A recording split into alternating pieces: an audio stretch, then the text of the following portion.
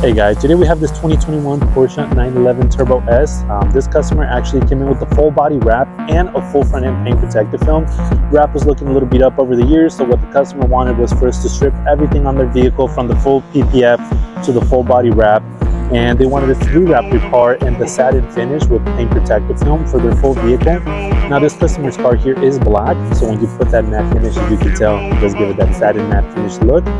Customer did suggest that we do a couple of pieces in gloss, and especially with some of the intricate sections on this vehicle, for example on the mirrors, on the door handles, on the roof, he wanted some of these pieces to be done in just a gloss finish. That way it just looks like a nice clean flow. And then also right here by the air vent on the rear section, you can really tell some of the accuracy on these cuts that our plotter gives out.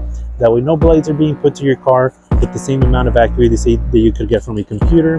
Same with the spoiler right up here, they wanted that done in gloss. As you guys can tell, this car looks great. We might have some before and after pictures as well, so you guys can take a look. Let us know what you think. Is this something that you guys would do for your vehicle? And if not, what would you do on yours? Let us know.